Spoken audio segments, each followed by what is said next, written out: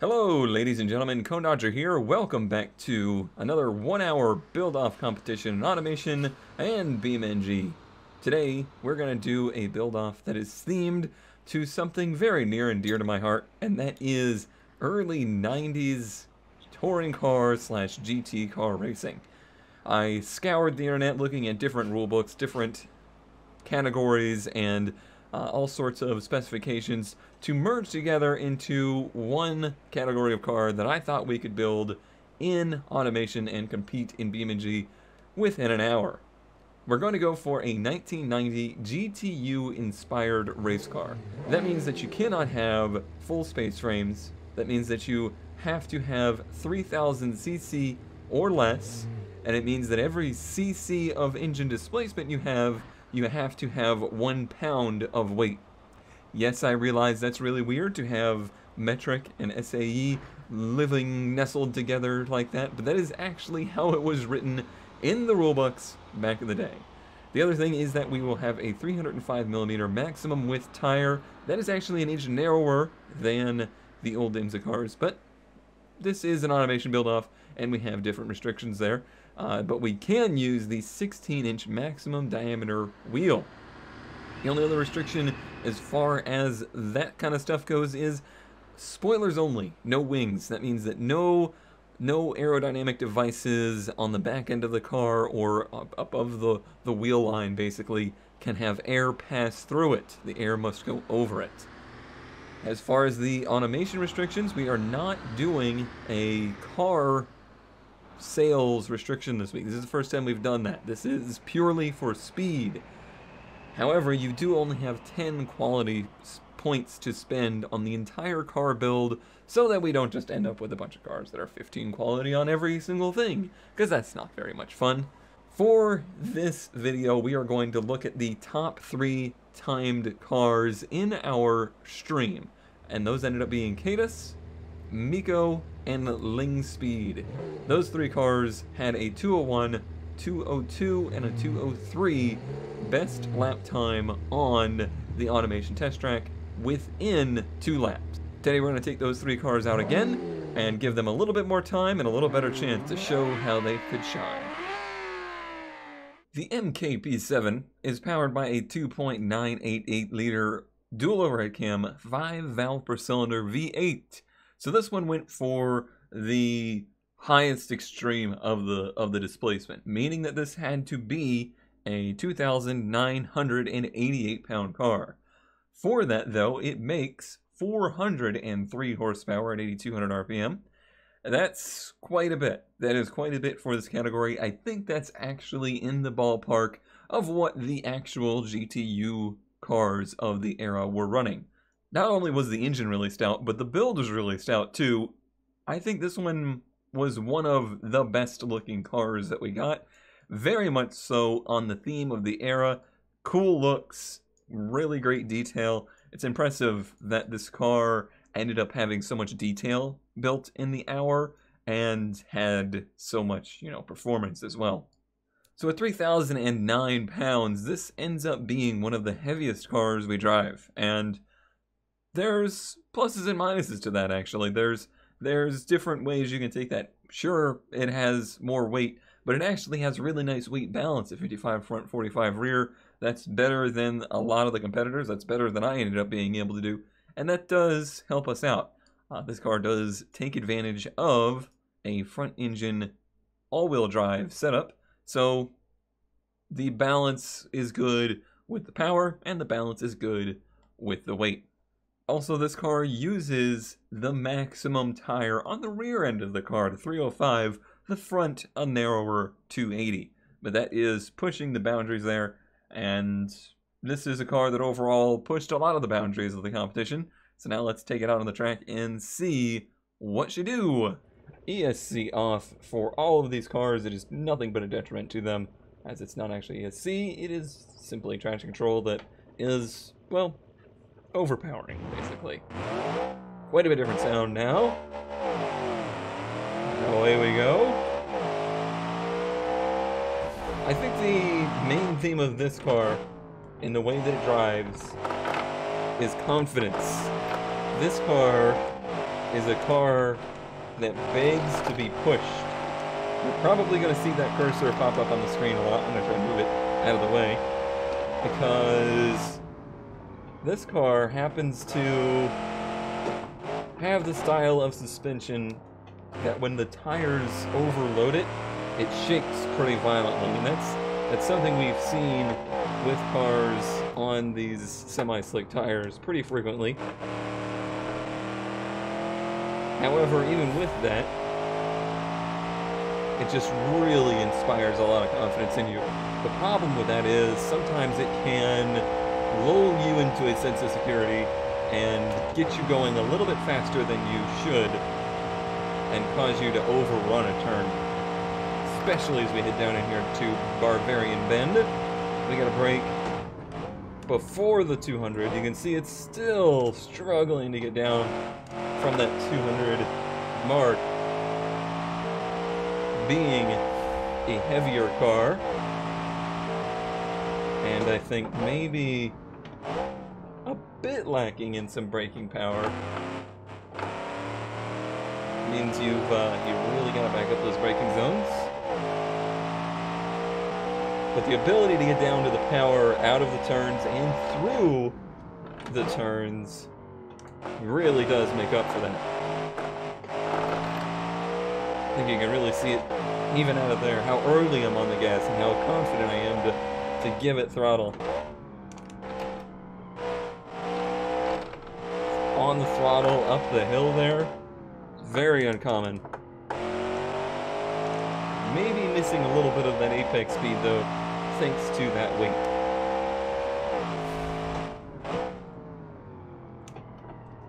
There you go, you can see firsthand the effects of the weight, just really struggling to get it slowed down through the first turns.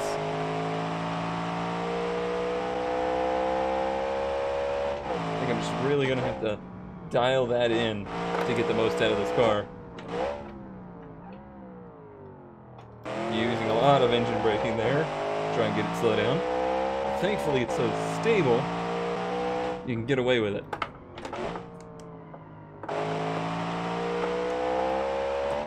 All of these cars really put your heel-toe technique to the test.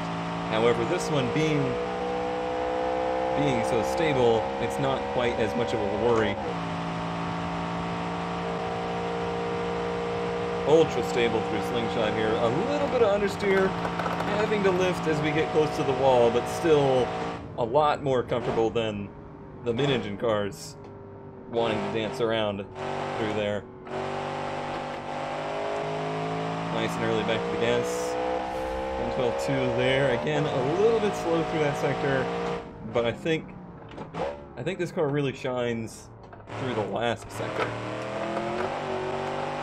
Easily the fastest through there. Even though it's heavier, you would think a heavier car would be slower in the slow section, tight section like that. The ability to get back to the gas really makes a difference.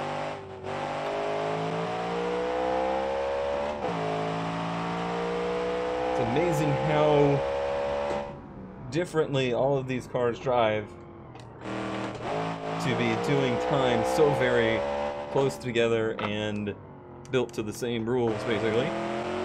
Bit wide through the last turn though. It's actually going to hurt its hot lap, but still I think a pretty darn good one. 202.5. I'm going to brake earlier for turn 1 so I can coast and use the curbs like this car can. Gotta watch the understeer right here, then get back to the gas as soon as you can.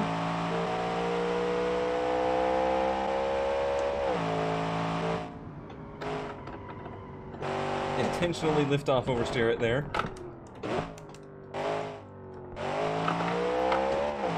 Gotta use the stability. You gotta use that ability to launch out of the turns to make up time with this. That is its strong suit. Flat shifted all the way down the straightaway here. Try and keep a lower entry and a tighter line through slingshot here this time. See what you can do. The tire barrier gets much too close, but no lift indeed. That's much better. Still got to brake before the 200 though.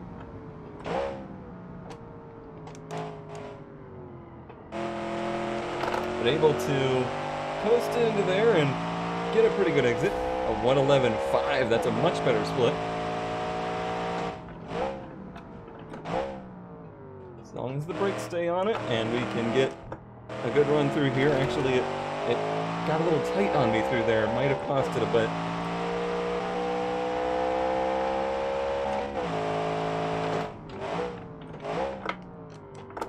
But a nice tight entry there, and really accelerating out of the turn. That's going to help. It's going to be close, I think.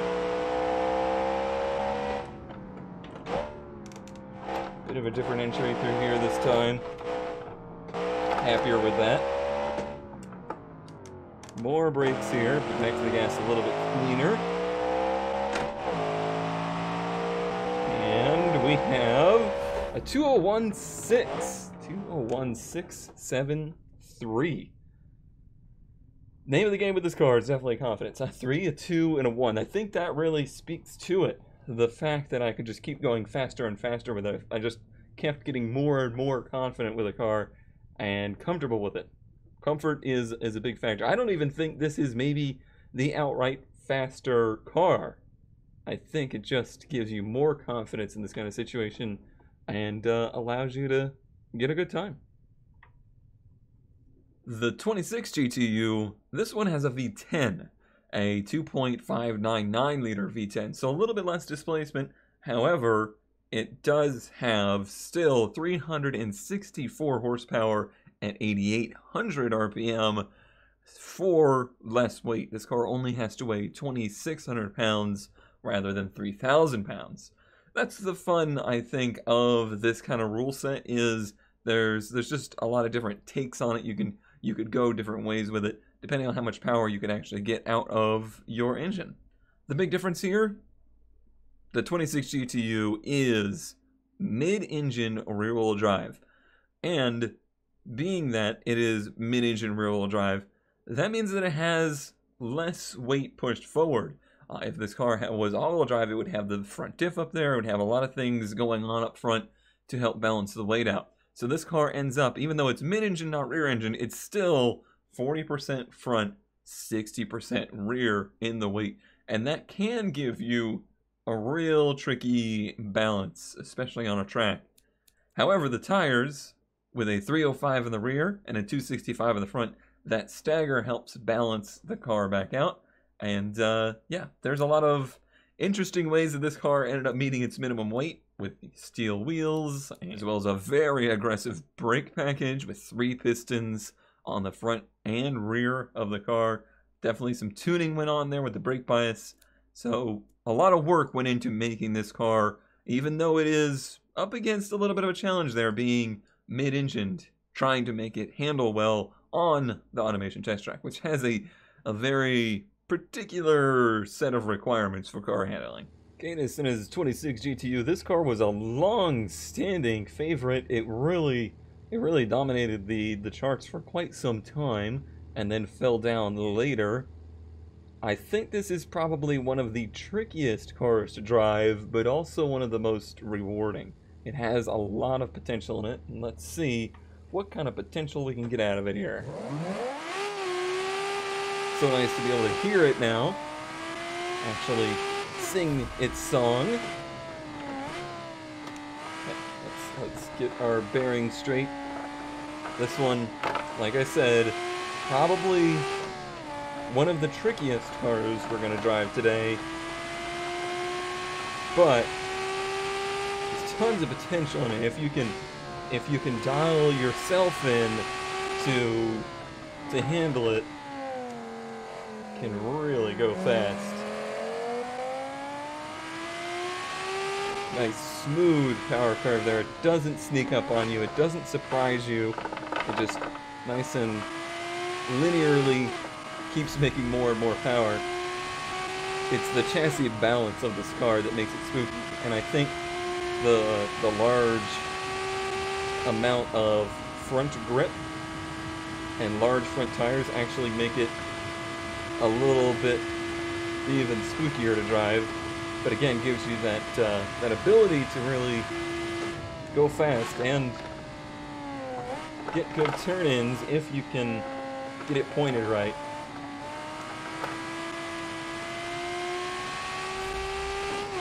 Okay. Let's see what does down here in the tighter turns. Oh, you see how I'm having to chase it out of there. Very different tail. A very different tail than the other cars.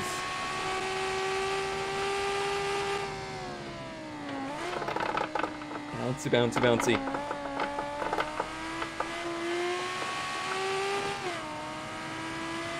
This car definitely, it frightens me.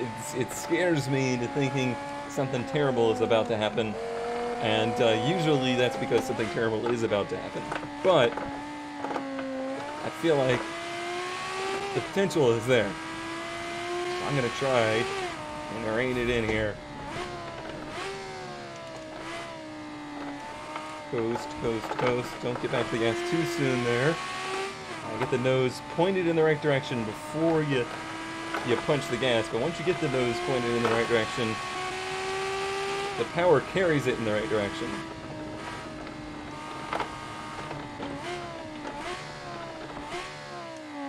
Honestly, when I started driving this car today, I was surprised.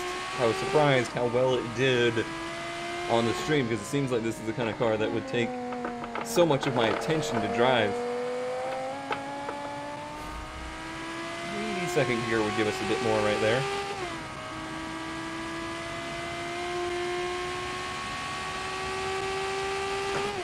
Alright. Deep breath, everybody. Oh, it actually did very well through there. A nice arc got us into there with basically no drama, which is really good. That's going to help this car's time significantly. 112.5. Again, not the best of splits right there, but maybe there's some other time to be made up in it.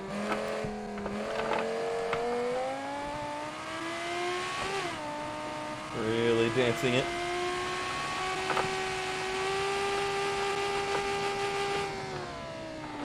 I didn't get bang the limiter there because I think shifting gears just would have upset it. You can hear the wheels really unhappy. Really pushing the force feedback because it's got so much grip. Kept the nose much more planted there.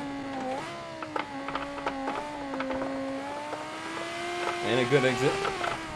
Oh, close to the wall.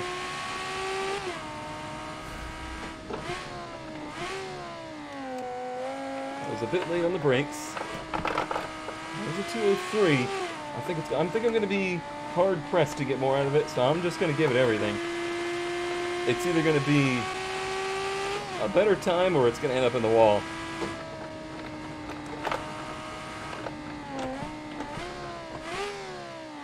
Overheating the brakes a touch, but luckily we're coming up to the straightaway, so it should cool down. Let's try second gear. Try and keep that nose tighter to the inside.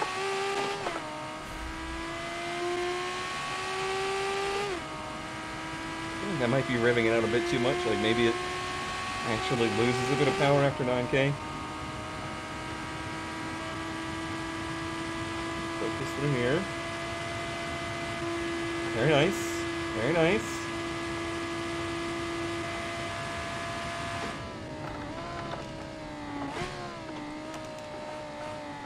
Oh, it doesn't get better than that. It doesn't get better than that. That's the most I could possibly get out of it. It is faster.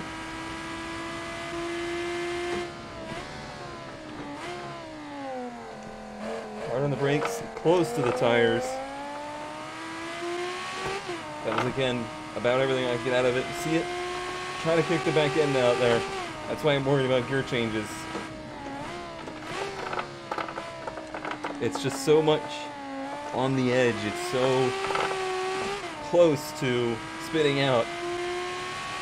That little bit of an upset of a gear shift can really do it. Hold it tight through here because you know the nose is going to wash out.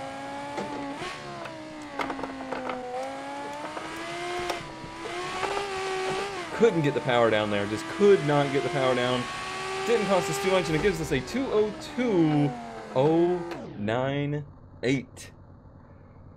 Whew. That one's a stress test right there. That is a stressful car to drive. But like I said, it does have the potential. A 202.098. We went from a 6 to a 3 to a 2. Really escalating in speed, but also escalating in the amount of sweat it produced. The Ling GTU, also a V10 powered car. This one even smaller in displacement at 2.22 liters. So it only has to weigh 2,200 pounds. So definitely one of the lightest competitors we had. However, 318 horsepower, 9,700 RPM. This engine does still make quite a lot of power. However, it's making that power in a very narrow window. And honestly, you can tell that this one has less power when you're driving it. But it really demonstrates what lower weight can do for you. Also, this one is mid-engined with the V10, but it does use the all-wheel drive system. And you can see a difference in the weight distribution there. You got 42 front, 58 rear. It's not perfect, but it is better than the other V10 competitor. And at 2,200 pounds, definitely the lightest. So that's an interesting take there. You're missing 100 horsepower that you could have, but you're missing 800 pounds. Is that enough for it to add up to a fast car? Well, there's only one way to find out. Also, this one has the most stagger. 305 rear, 210 in the front. That's like crazy F1 era stagger there. That's pretty significant. Alright, 3 laps on the track here. Let's see what we can do with Ling GTU. This one revs very high. Again, today we are able to hear these cars because all 3 cars have had a street-through muffler applied to them. I say again as if I've already told you that, but maybe I didn't. I don't know. But it's very nice to hear these engines actually be able to rev out. And I do think that will be an advantage for the cars that had sound errors when we were driving them. So let's hit the track here. All of these cars, of course, with an H-pattern manual, which I think really makes it important to have good gear spacing and puts a little bit more emphasis on that. Now for this first lap, since it's our rolling start lap, I'm just gonna get my bearings with the cars. I have today driven all 3 of our competitor cars a good little bit just to get reacquainted with them and make sure I was comfortable with them and the track. But you are, of course, a little bit at the mercy of the conical stig, depending on if your car happens to match up with my driving style or preference as well. This is a big test right here. How does it do into the slingshot? This one has a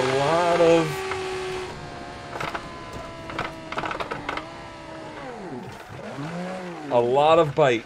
This one has a lot of bite. Oh, we have missed the walls though. A round of applause, please. Oh, yes, this one has a lot of bite through the slingshot. Is downright spooky through there. Downright spooky. I think keeping on the throttle and keeping very light steering inputs through that section will be pivotal for this car. I honestly think a lot of our cars ended up having issues with that section due to some lift. I think maybe we were experiencing some lift on the front end of a lot of these cars, especially when it came to the mid-engine cars.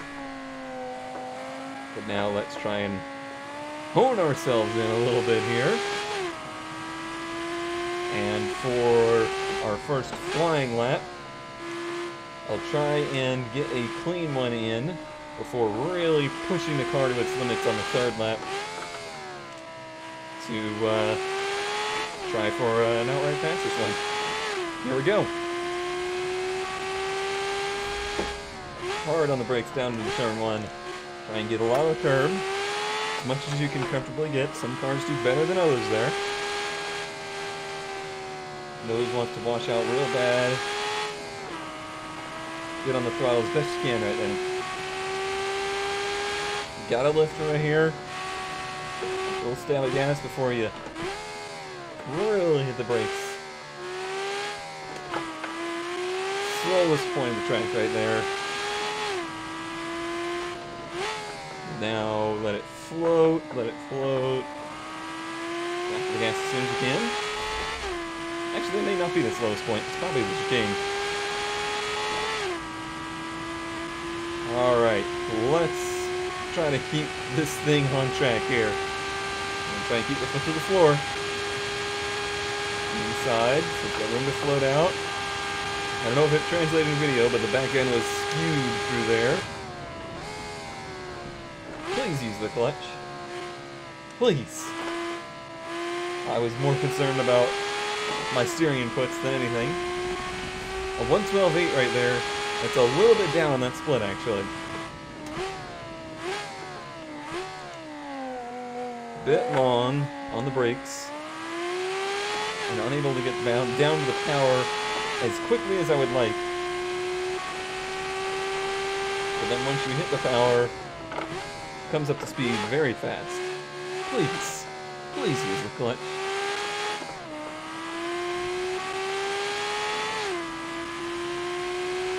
Alright. These two turns end up being not quite as scary with this car. Some are more scary than others. Try and hit that curve to the inside. And again, down to the power as soon as you can. Alright, now for an all-out lap. That was a 2:03. I think it's actually a bit slower than this car went in the first streamed test. There is definitely time to be made up out here. So I gotta try and find that time without overdriving it, without getting ourselves into trouble. Down to first gear. Let it wash a little wide there. That's where your gearing is so important. If you can get it to be at a point where you don't have to shift as much as a competitor, you can really make up a lot of time. Of course, we're limited to 5 speeds in this era. No 6-speed manuals.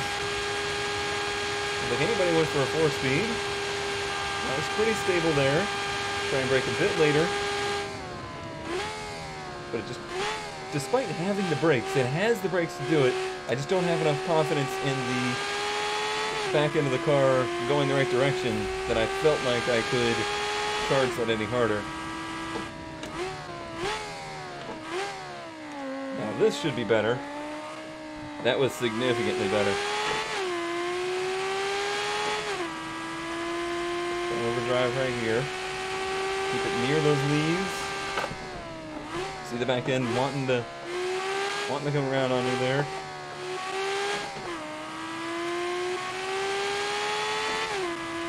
Let it run out. And the brakes a bit early there, but if you really want to coast through, you don't want to be on the brakes and you don't want to be on the gas. Get that curve, get down to the gas, and run it right out to the sleeping policeman. This should be a little bit faster. A 2:02.252. And boy, I think that's just about everything I could get out of that car. Very, very precise to drive everywhere, but off the throttle in the entries of the turns. Probably could gain a second with just that little bit more comfort, that little bit more confidence as you turn in. But lightning quick car and quite a sound. So there we have it. There is our winning car from Miko. Now, that's interesting that the fastest car on stream did not end up being the fastest car today, and that the fastest car on stream actually ran a little bit slower today than it did on stream. However, it really comes down to what car is working best for me as a driver. And Miko's honestly just worked best with me. I was able to push it to its absolute limits. But it's crazy how close those three cars were in time. Think about how differently they were built. It's really a fun thing. I hope you join us for future build-offs on stream Tuesdays at 5 p.m. We're having a lot of fun with that. And I look forward to seeing you next time, as I'm looking forward to doing more of these kind of videos based on these 1-hour builds.